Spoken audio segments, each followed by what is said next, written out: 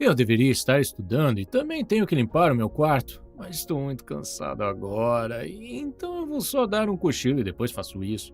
Ainda é de tarde, tenho tempo até a noite. Prometo que essa é a última fatia de bolo que vou comer. A partir de amanhã, não vou comer mais doces. Afinal, é só uma fatia. Eu precisava falar com a minha mãe hoje, mas já é tarde, então vou ligar para ela amanhã. Hoje foi um dia muito difícil, ela provavelmente está dormindo agora. Essa tarefa é bem grande. Hoje eu já estou cansado, então vou primeiro ler minhas mensagens e amanhã, quando estiver descansado, vou começar a ler. Além disso, o prazo é só daqui a um mês, então ainda tenho muito tempo. Este ano não correu muito bem, mas quer saber? A partir do ano novo vou começar a ir certinho na academia. Vou comer comidas saudáveis e terminar de ler aquele livro. Estes são apenas alguns exemplos de como eu costumava procrastinar. Se você também é um procrastinador mestre, como eu costumava ser, tenho certeza de que alguns desses exemplos pareceram familiares para você. Mas não se preocupe, porque hoje vou resumir o livro chamado O Fim da Procrastinação, de Peter Ludwig e Adela Schicker. A propósito, a razão pela qual estou publicando este vídeo hoje não é uma coincidência. A maioria das pessoas começa a procrastinar suas resoluções de ano novo nessa época do ano, aproximadamente 3 semanas depois da virada do ano.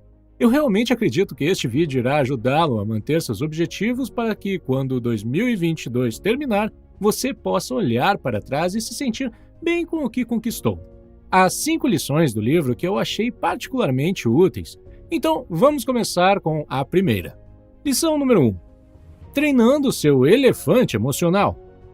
O autor diz que cada um de nós é composto de 2 criaturas, o elefante selvagem e o cavaleiro.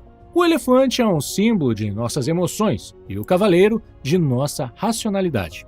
A diferença de tamanho entre o cavaleiro e o elefante simboliza a desigualdade entre o neocórtex, que é racional, e o sistema límbico, que é emocional. Simplificando, o elefante é a razão pela qual, em vez de estudar ou trabalhar, você está assistindo este vídeo agora. Para parar de procrastinar, nosso eu racional, ou em outras palavras, o nosso cavaleiro, precisa treinar o elefante para se comportar da maneira que queremos. Somente quando o cavaleiro e o elefante estão na mesma página é que estamos fazendo o que devemos. O segredo para a autorregulação é algo chamado recurso cognitivo. Você pode imaginar o recurso cognitivo como um copo cheio de água que o cavaleiro está bebendo para poder ter energia para domar o elefante. Mas assim que o copo estiver vazio e o cavaleiro ficar sem energia, o elefante começa a se comportar exatamente do jeito que não queremos. Ele vai começar a assistir TV, rolar a tela do Instagram ou fumar. O elefante começa a procrastinar. A boa notícia é que podemos encher o copo com água novamente ao longo do dia e também expandir a capacidade do copo ao longo do tempo. Então, como você faz para restabelecer o copo e restaurar a energia do cavaleiro? O autor diz que a energia cognitiva está em correlação direta com os níveis de glicose e açúcares no sangue. Ou seja, comer uma maçã ou beber um suco de laranja no lanche, por exemplo, pode ajudar o cavaleiro com o treinamento adequado do seu elefante. Outra estratégia que o autor recomenda é fazer um trabalho manual fácil que nos ajude a encher o copo com água. Algo como fazer uma caminhada de 5 minutos ao ar livre pode ajudar muito nosso cavaleiro. Também é necessário reabastecer o copo regularmente e não apenas quando você estiver exausto ou quiser se render à Netflix. E como aumentar a capacidade do copo? Está provado que o processo de aumentar nossa força de vontade funciona basicamente como o de desenvolver músculos. Você precisa treinar regularmente. Você não pode começar a ir à academia e achar que algumas semanas depois já não terá mais gordura abdominal. Da mesma forma, se você está tendo dificuldade em cumprir suas metas de ano novo, é porque seus recursos de energia cognitiva ainda não têm a capacidade de suportar todas as grandes resoluções que você definiu. A principal razão pela qual começamos a procrastinar é que o nosso objetivo é muito grande. Então, quando o elefante vê a barreira, ele fica emocionalmente paralisado e mais procrastina do que tenta. O autor conta que um de seus colegas conseguiu correr uma ultramaratona de 111 quilômetros, mas que poucos anos antes ele nem mesmo tinha o hábito de correr. Como ele conseguiu fazer isso? Começando com pequenos passos e aumentando gradualmente a carga à medida que ele melhorava. Isso ajudou o elefante a superar a aversão emocional inicial. A estratégia recomendada é reduzir ao máximo a barreira inicial e depois repetir a ação de 20 a 30 vezes antes de aumentar a carga de trabalho. Por exemplo, se seu objetivo é começar a se exercitar e perder a gordura extra, então os primeiros 20 a 30 dias devem ser de treinamento muito leve, como fazer apenas algumas flexões por dia, fazer uma caminhada ou fazer alguns exercícios de levantamento de peso por 5 minutos. Eu já presenciei casos de pessoas que começaram de forma muito agressiva e depois desistiram completamente depois de algumas semanas, porque assustaram o elefante. Eu quase consigo ouvir você dizendo 5 minutos de exercício por 30 dias não é nada. As pessoas que vejo no Instagram perdem de 3 a 4 quilos em 30 dias. Bem, lamento dizer isso, mas se você tomar essas pessoas como exemplo, provavelmente não vai chegar a lugar nenhum. No início, o objetivo não é perder gordura. O objetivo é treinar o elefante para não ficar com medo de se exercitar. Seu objetivo é aprender a andar. Sem saber andar, não tem como conseguir correr. Então, a solução é superar a barreira emocional, por menor que seja o primeiro passo. O autor conta que, quando decidiu escrever este livro, prometeu a si mesmo escrever apenas 2 parágrafos por dia. Claro, ele sabia que, com esse ritmo, o livro só estaria pronto em alguns anos, mas foi o passo inicial e mais crucial para superá-lo da aversão emocional.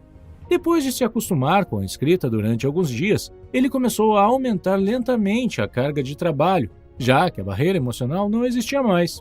Se, ao invés disso, ele tivesse dito a si mesmo que queria escrever alguns capítulos por dia, então há uma grande chance de que você não estivesse assistindo esse vídeo agora.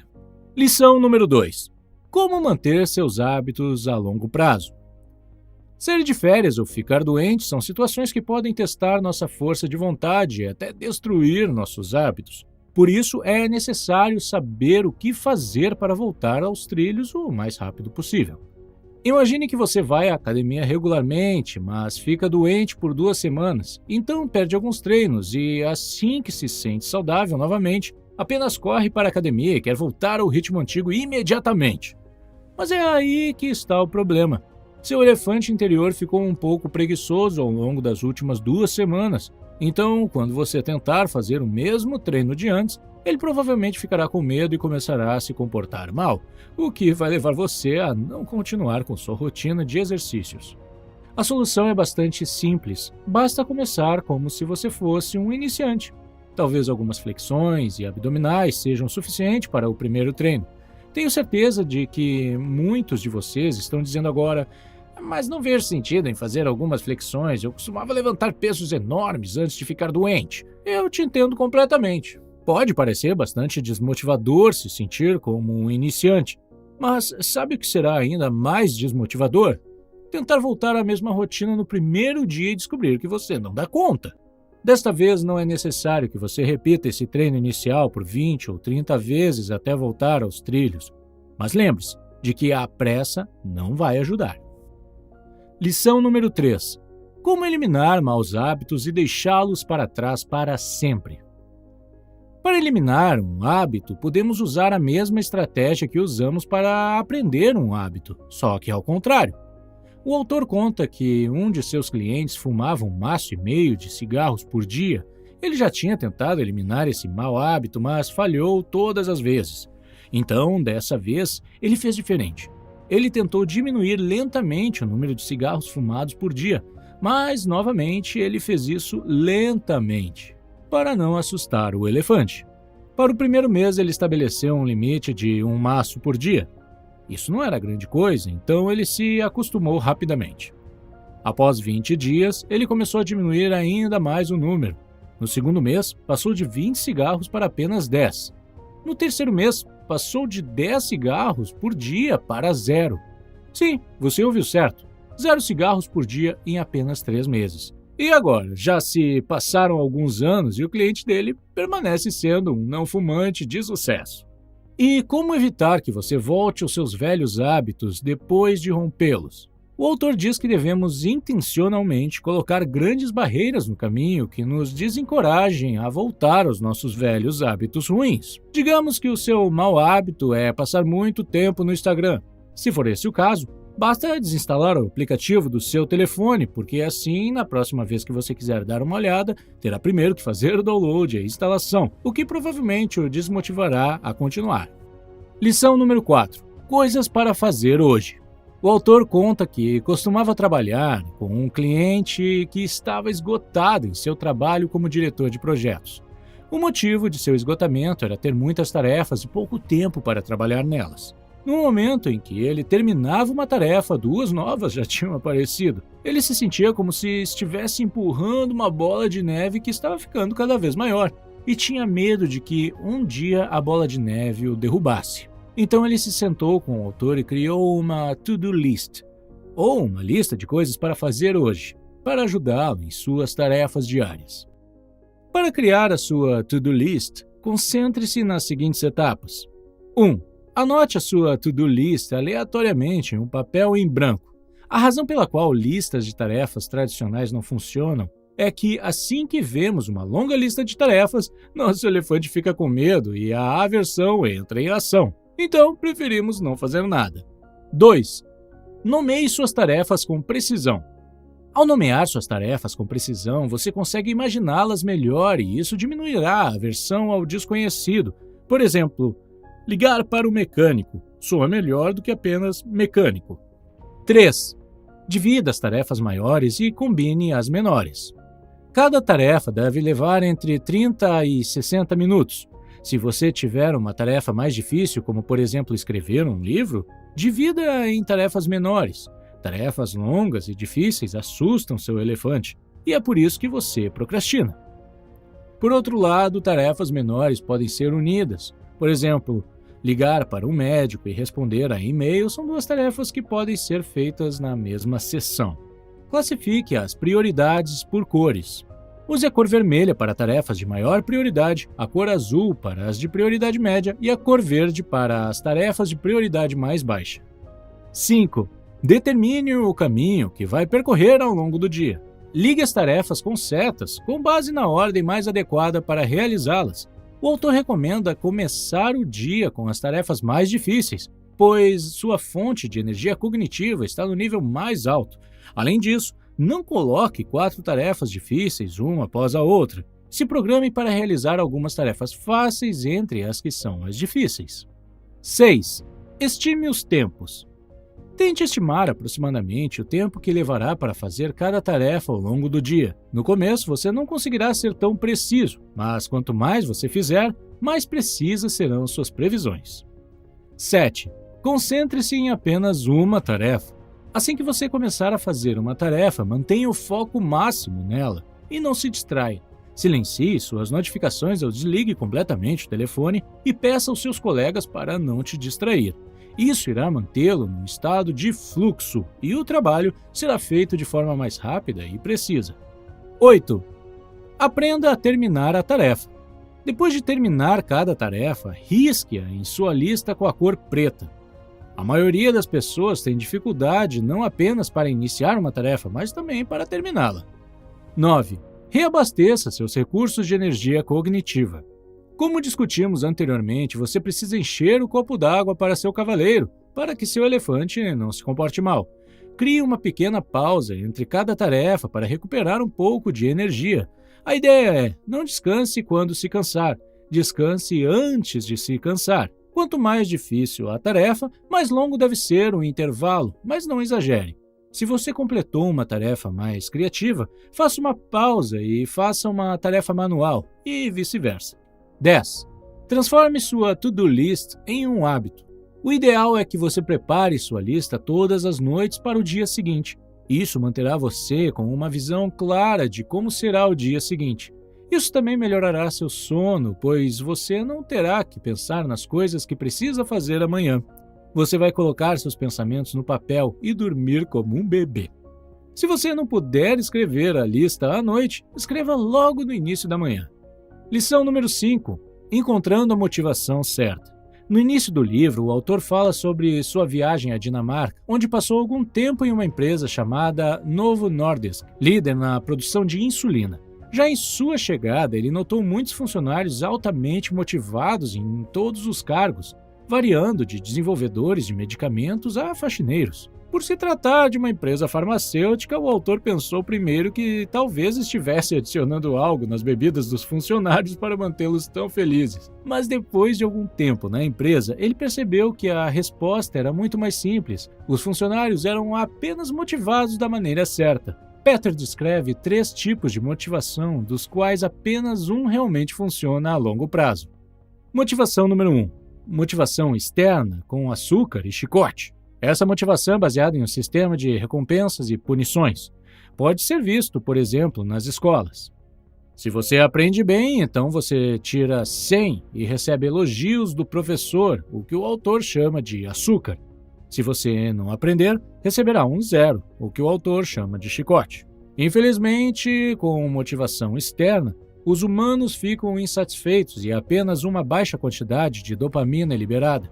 Por causa disso, a pessoa não é criativa e tem dificuldades para aprender. As emoções negativas de uma pessoa são socialmente contagiosas. E mais, depois que o açúcar e o chicote desaparecem, você não fica motivado para continuar com o que estava fazendo.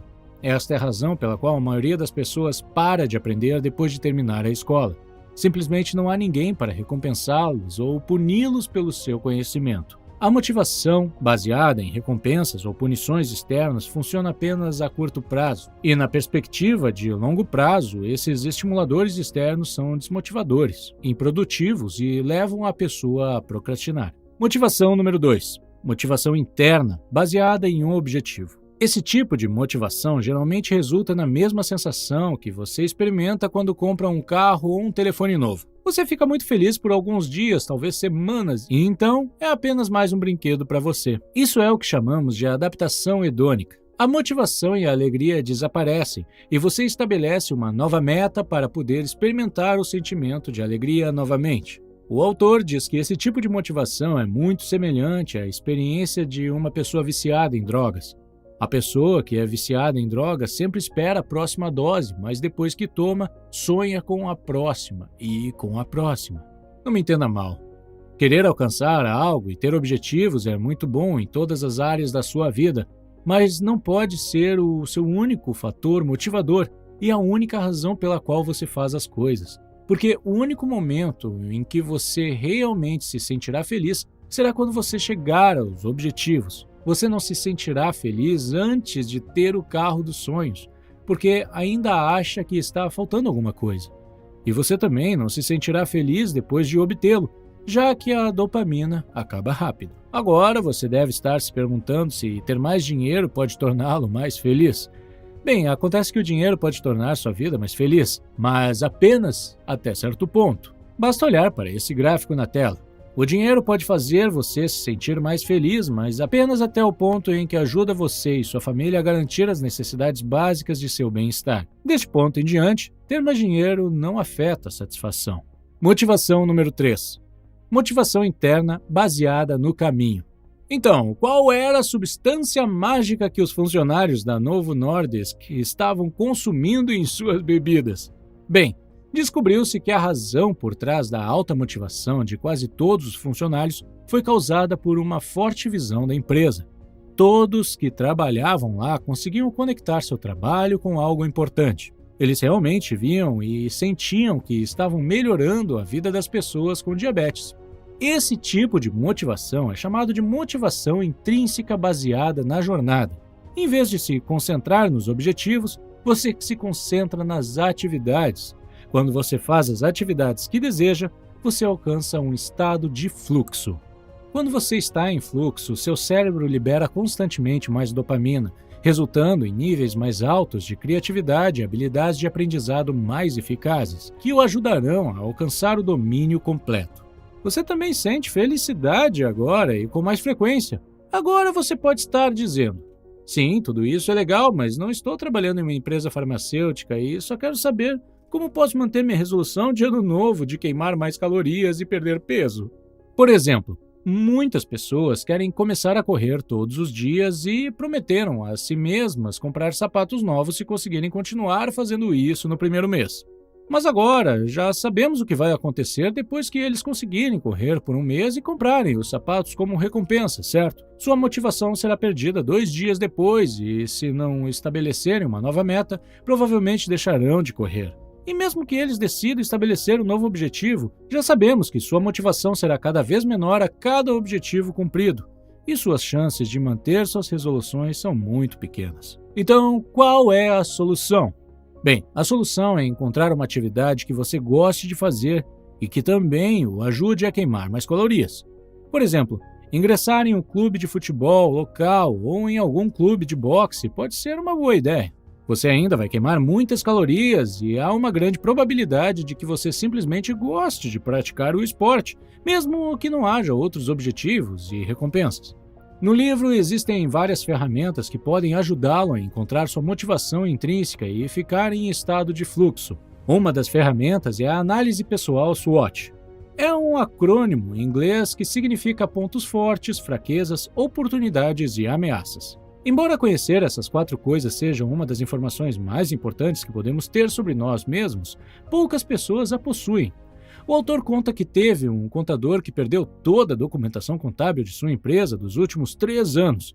Ele não era uma pessoa ruim, nem queria prejudicar a empresa, mas não possuía os pontos fortes que um contador deveria ter.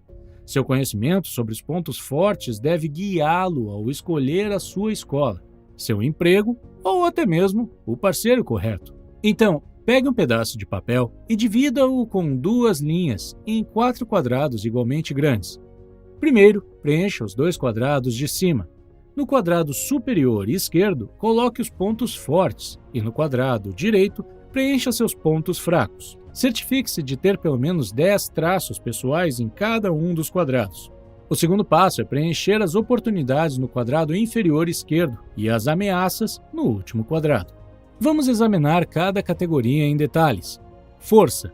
Você deve gastar a maior parte do seu tempo fazendo as atividades que se enquadram nesta categoria. E as fraquezas? Bem, você ficará melhor se puder evitá-las. O autor sugere gastar apenas 20% do seu tempo melhorando seus pontos fracos e 80% melhorando seus pontos fortes. Pessoalmente, eu tento evitar trabalhar para melhorar minhas fraquezas tanto quanto posso. Se as fraquezas são coisas que eu posso terceirizar para uma pessoa com muita facilidade, então, para mim, não há sentido em superá-las. Passemos então às oportunidades. Ao pensar nas oportunidades que você tem na vida, você pode descobrir as possibilidades que o mundo tem para te oferecer. É muito importante escolher apenas as principais oportunidades e bater a porta na cara das outras. Por exemplo, imagine alguém que pensa diariamente em se mudar para Nova Zelândia, mudar de emprego ou encontrar um novo parceiro. Isso irá drenar repetidamente sua energia. Analisar ameaças é importante como medida preventiva. Você deve sempre pensar nos obstáculos que a vida pode colocar no seu caminho. Muitas vezes, as pessoas descobrem que não enfrentam nenhuma ameaça significativa. Essa descoberta ajuda a relaxar as preocupações, eliminar o medo do futuro e dar uma maior sensação de segurança. Você experimentará uma maior satisfação e alcançará o estado de fluxo se as coisas que você fizer se enquadrarem nas categorias força e oportunidades. Como eu disse anteriormente, o autor traz muitas ferramentas, dicas e exercícios. Para isso, não deixe de conferir o livro. Há também um curso criado pelos autores deste livro. Infelizmente, o curso está apenas em inglês. E se você usar o nosso código que está na descrição, você vai ter 15% de desconto. Os links estarão na descrição caso você tenha interesse. Obrigado por assistir!